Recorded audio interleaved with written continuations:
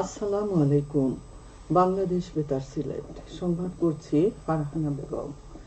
মহান মুক্তিযুদ্ধে আত্মদানকারী শহীদদের স্মৃতির প্রতি গভীর শ্রদ্ধা এবং সর্বকালের সর্বশ্রেষ্ঠ বাঙালি জাতির পিতা বঙ্গবন্ধু শেখ মুজিবুর রহমানের স্বপ্নে সোনার বাংলা গড়ার শপথ গ্রহণের মধ্য দিয়ে সারা দেশের মতো সিলেটেও গতকাল উদযাপিত হয়েছে মহান স্বাধীনতা ও জাতীয় দিবস। 1952 সালের মহান ভাষা আন্দোলনের মধ্য দিয়ে শুরু হওয়া বাংলাদেশ প্রতিষ্ঠার লড়াই 1971 সালে এসে পূর্ণাঙ্গ রূপ পায়। পাকিস্তানি হানাদার বাহিনীর বর্বর নির্যাতন, নির্বিচার হত্যাযজ্ঞ ও রক্তসাগর পাড়ি দেওয়ার পর মেলে পরম চাওয়ার স্বাধীনতা।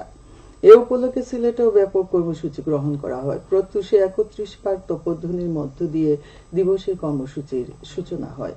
সকল সরকারি, আধা সরকারি, স্বায়ত্তশাসিত ও বেসরকারি ভবনে সূর্যোদয়ের সাথে সাথে জাতীয় পতাকা উত্তোলন করা হয়।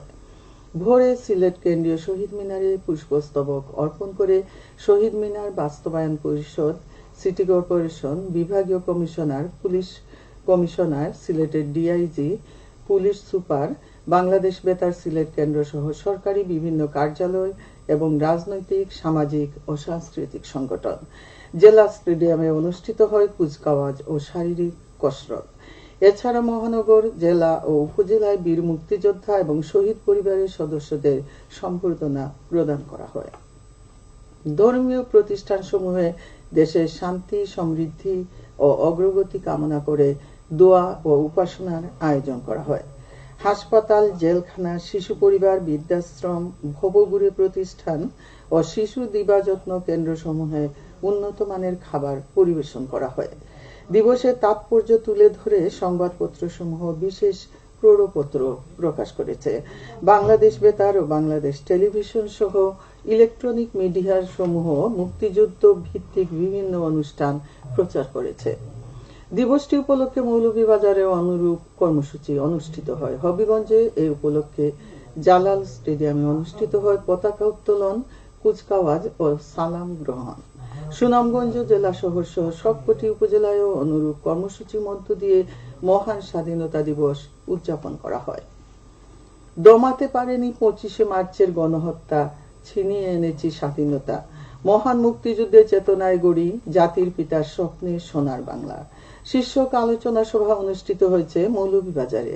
54তম মহান স্বাধীনতা ও জাতীয় দিবস উপলক্ষে আজ সকালে মৌলভীবাজার সরকারি উচ্চ বিদ্যালয় অডিটোরিয়ামে অনুষ্ঠিত সভায় প্রধান অতিথি ছিলেন জেলা আওয়ামী লীগ সভাপতি ও সাবেক সংসদ সদস্য নেসার আহমদ।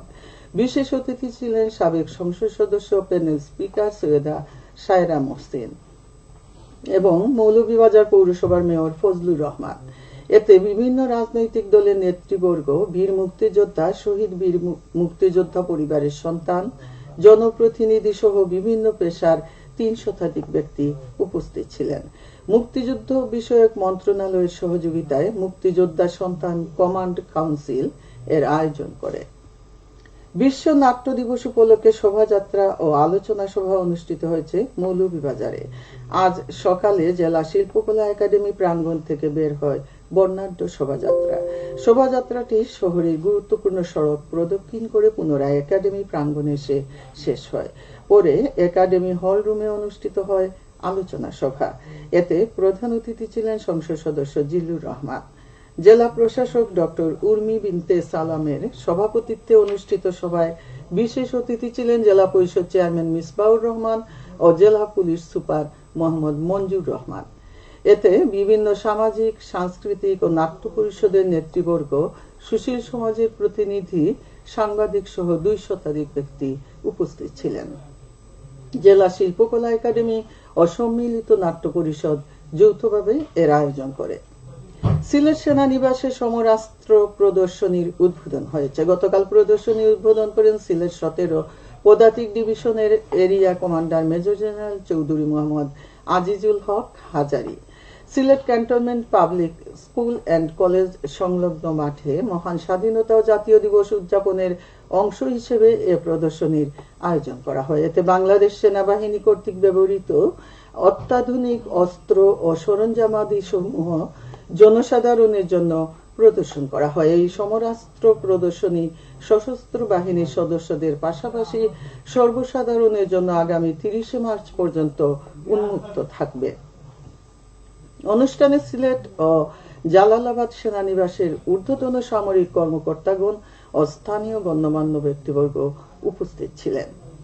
সিলেট কৃষি বিশ্ববিদ্যালয়ের ভেটেরিনারি, এনিমেল ও বায়োমেডিক্যাল সায়েন্সেস অনুষদ ভবনের সম্মেলন কক্ষে আজ এক্রিডিটেশনের লক্ষ্যে বাংলাদেশ ন্যাশনাল কোয়ালিফিকেশন ফ্রেমওয়ার্ক এর সাথে পাঠ্যক্রমের অভিযোজন শীর্ষক দিনব্যাপী প্রশিক্ষণ কর্মশালা অনুষ্ঠিত হয়। এতে প্রধান অতিথি ছিলেন সিলেট কৃষি বিশ্ববিদ্যালয়ের vice chancellor professor doctor Mohammad Jamal Uddin Bhuiyan.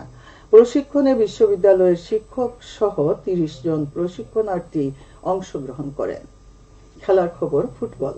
সিলেটের কোম্পানীগঞ্জ উপজেলার পাড়ুয়া স্কুল মাঠে মিডবার নাইট ফুটবল টুর্নামেন্টে আজ জনতা স্পোর্টিং ক্লাব মোকাবেলা করবে পাতাবাহার ক্রীড়া চক্রের। গতকাল রাহেল এন্টারপ্রাইজ 1-0 গোলে হায়দরপুর স্পোর্টিং ক্লাবকে পরাজিত করে।